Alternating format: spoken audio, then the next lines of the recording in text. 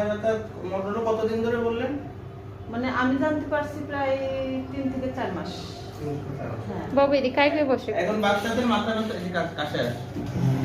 বাচ্চাদের মাথা ব্যথার কারণ আছে। ম্যাক্সিমাম কারণে যেটা হয় সেটা হলো সাইনোসাইটিস। সাইনোসাইটিস মানে আমাদের এই যে মুখের যে ফেসের যে হাড়ের মধ্যে কিছু জায়গা আছে, যেমন চোখের নিচে, তারপরে যে কপালের উপরে, হ্যাঁ, এসব জায়গায় হলো বাতাস পূর্ণ থাকে, হ্যাঁ।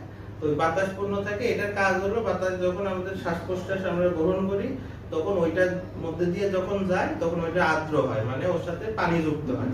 তো ওইসব বায়ুকুটুরি বলে, হ্যাঁ, সাইনাস, হ্যাঁ, বাতাস পূর্ণ কিছু গর্ত আছে, ওইটা যখন ইনফেকশন হলে এরকম মাথা ব্যথা হয়।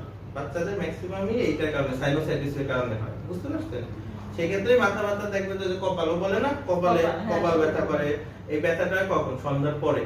এই যে সাইনোসাইটিসের যে ব্যথা সেটা সাধারণত সন্ধ্যার পরে হয় এবং দেখা যায় যে ওই যে ঘুমাইলে আবার ঠিক হয়ে যায়। হ্যাঁ হ্যাঁ, ওষুধ খাওয়ার পরে মানে ঘুমাইলে ঠিক হয়ে যায়। কিন্তু যাদের দেখা যায় যে একটু অ্যালার্জির সমস্যা আছে, ওর কিন্তু নাকে এই আছে, পলিপাস আছে এবং রাইনাইটিস বলে নাকের ভিতর লাল। তো যাদের অ্যালার্জি আছে, ঘন ঘন ঠান্ডা কাশি হয়, হ্যাঁ, নাক বন্ধ থাকে, ওর নাক বন্ধ থাকে আর ওই যে নাক দিয়ে লাগে বেশি হয়, অ্যালার্জি থাকে, তাদের সাইনোসাইটিসের প্রবলেম বেশি দেখা যায়, বুঝছেন? ওর কিন্তু রাইনাইটিস আছে, সাইনোসাইটিসও আছে, হ্যাঁ। এই ব্যথাগুলো সাধারণত কপালে হয় এবং এই যে দুই পাশে হয়, ঠিক আছে? ঘুমাইলে ঠিক হয়ে যায়, সন্ধ্যার পরে বেশি হয়, ঠিক আছে? এটা হলো খেয়াল রাখতে হবে। আর কিছু কারণে হয় যেসব মানে অনেক আছে স্ট্রেস, বাচ্চারা অনেক সময় অনেক সময় পড়াশোনার চাপ বেশি পড়ে। ওর আসলে পড়াশোনার চাপটাই বেশি, মাদ্রাসায় পড়ে তো এদিক বাংলা এদিক আরবি, মানে ওই সব সময় ওই পড়া লাগে। সেক্ষেত্রে হলো যেটা স্ট্রেসের পেইন সেটা সাধারণত হয় মাথার উপরের অংশে হয়, ঠিক আছে? আবার অনেকে দেখা যায় যে চোখের সমস্যা হয়, মানে চোখের ভালো না, পাওয়ার কম, এরকম অনেক বাচ্চা আছে, তাদের পড়াশোনা করতে হয়, পড়াশোনা কষ্ট করে করতে হয়, তাদের চোখ সাধারণত ব্যথা হয় মাথার পিছনে, বুঝছেন? চোখ ব্যথায় সাথে করে, ওর এগুলো কিছু নাই। আচ্ছা, তারপর আরেকটা ব্যথা হতে পারে হলো কি মাইগ্রেন, হ্যাঁ, মাইগ্রেনের কথা শুনছেন না? তো মাইগ্রেনের ব্যথা হয় সাধারণত মেয়েদের, তো তো ছেলে ওদের মাইগ্রেন এই জন্য নাই। মেয়েদের মাইগ্রেন যেটা সেটা সাধারণত এক পাশে হয় ব্যথা। এটা আমার আছে। আপনার আছে না? এক পাশে ব্যথা হয়, বমি লাগে, ঠিক আছে? তারপরে অনেক স্ট্রেস গেলে বা অনেক টেনশন করতেছেন বা অনেক কিছু খাবার আছে, নির্দিষ্ট খাবার আছে, এসব খাবার খেলে বাড়ে, ঠিক আছে? এক পাশে হয়, এটা আপনার দেখা যায় মাঝে মাঝে চোখে ঝাপসা দেখা যায়, ওই ব্যথার সাথে বমি ভাব হয়। এই মাথার কারণে তো মানে চোখে এখন তো ছোট অক্ষর চোখেই দেখি না।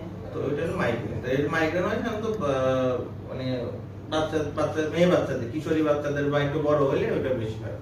আচ্ছা, আর কি হয়? এখন মাথা ব্যথা তো এগুলো নরমাল কারণ বললাম।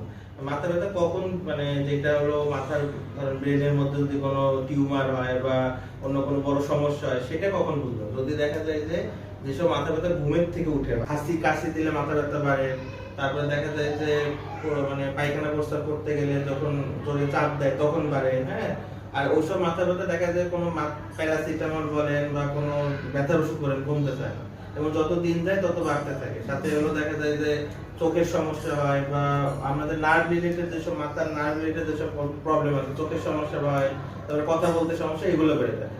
এগুলো কিছু নাই, একদম টেনশন করার কারণ নাই। ওতে আমরা এক্সরে করছি মুখে, ওইখানে দেখা গেছে যে ওটা অ্যালার্জির সমস্যা আছে, রাইনাইটিস আছে, সাইনোসাইটিস অল্প আছে, ওটা কোনো সমস্যা না। আমি কিছু ওষুধ দিচ্ছি, ওইগুলো খেলে মোটামুটি সেরে যাবে। আর ওরা একটু ক্যালসিয়াম খাওয়াবেন। অনেক সময় বাচ্চাদের ক্যালসিয়ামের অভাব হয় না, ওরা তো দুধ খেতে চায় না। ক্যালসিয়ামের অভাব হলেও দেখা যায় শরীর ব্যথা করে, অনেক উপসর্গ দেখা যায়, শরীর ম্যাজমেন্ট করে, ওগুলো কিছু না। ওই সাইনোসাইটিস আর নাকের যে অ্যালার্জি, ওইটার কারণে সমস্যা। আমি ওষুধ দিয়ে দিচ্ছি, ঠিক হয়ে যাবে।